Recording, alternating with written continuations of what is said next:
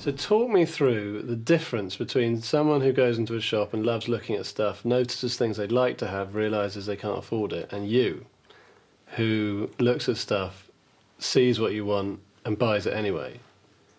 I get a buzz out of spending money. Right. It's like a hit of happiness, but it definitely has a short-term happiness effect, you know, of, wow, I've got, you know, the new latest thing, or oh, I've got a nice pair of trousers today, or it's almost like a sense of achievement almost.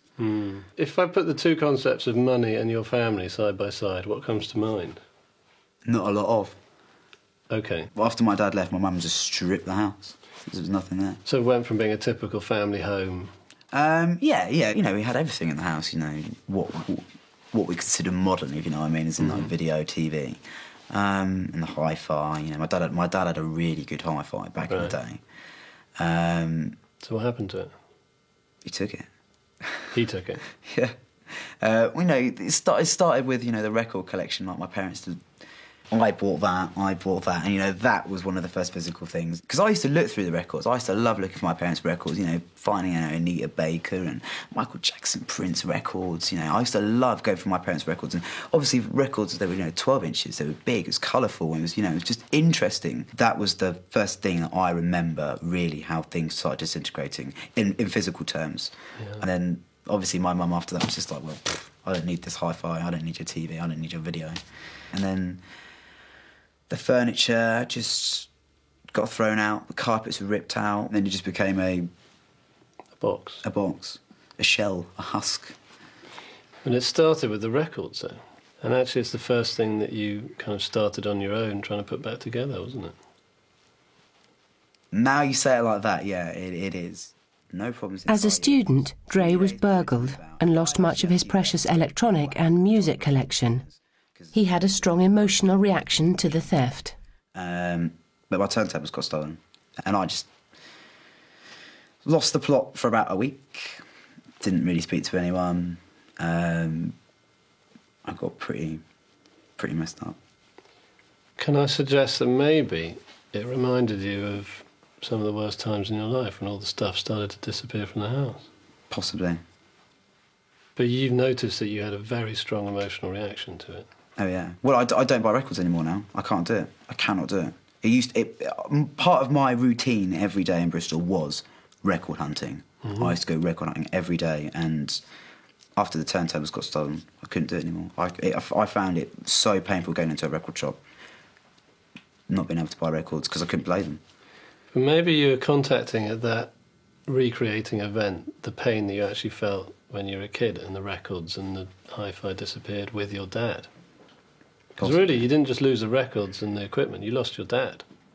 Well, the other thing that was quite bad is my dad actually bought me the decks. Your dad bought you the decks? My dad bought me those turntables. There you go. You know, you started talking about how great it feels to go shopping and come back with stuff. It's not really the stuff you're coming back with, is it? It's the kind of power to get what you need in life.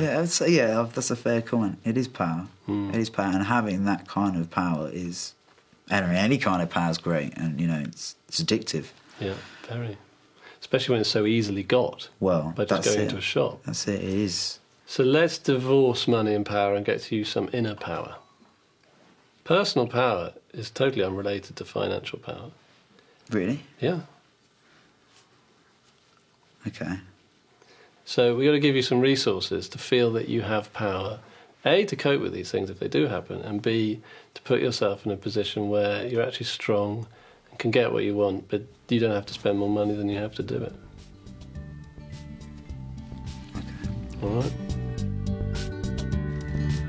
Having pinned down Dre's psychological spending triggers to his parents' divorce, Benjamin's doing some more detective work. It's been 4 years since Dre visited the family home in High Wycombe. Benjamin makes the trip to meet Dre's mother, Dilu, who's a nurse. And really, I just wanted, from a third-party perspective, your take on him and money and how it all began and what's been happening and stuff like that. I think I'll put it down to Andre was thoroughly spoiled by his dad. Right. And always buying the first toy which came out, he'd get it.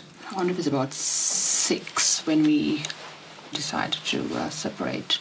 Right. It was quite traumatic. I think I was quite depressed at that time too.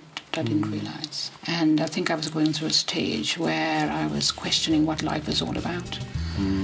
Okay. The emotional trauma of her divorce led Dillu to sweep away all physical reminders of her marriage from the house, right down to the carpets. But she put paying for Dre's private education before replacing these material possessions. At that time, he was going to a private school, and I felt it was very, very important that he had the continuity of that. So I think I was doing about 3 jobs at that time to keep him in the private school.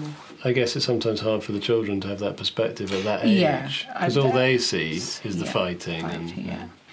And I suppose, and the fact that Andre didn't get all his new gadgets, that was the main thing for him. Yeah. I mean, it's almost like everything that he's done has been to try to bring back the physical manifestation of what he believes he lost.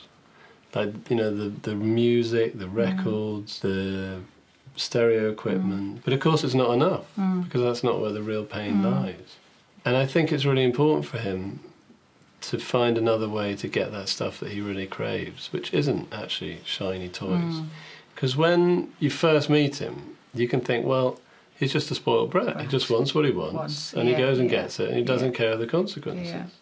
And I suspect you feel like that sometimes. Yes, yeah, I've seen that part of him, yeah. But I'd like to encourage you and everyone really to look at the behaviour in a different way, and to look at it and say, hold on, this isn't a guy who's saying he wants the latest CD player. It's a guy who's saying he misses his dad, or missed his dad. And when you think about him like that, of course, he's much more sympathetic. Because who could not be sympathetic with a young kid who's been through a difficult time in the family and lost a lot? I know he's got anger feeling towards me, so I think we need to sort those issues out as well. His mother finds Dre rather spoilt and childish with his behaviour with money. I really want to try to help to bring them closer together, but to do that, Dre's going to have to find the power to confront the situation and actually engage with it.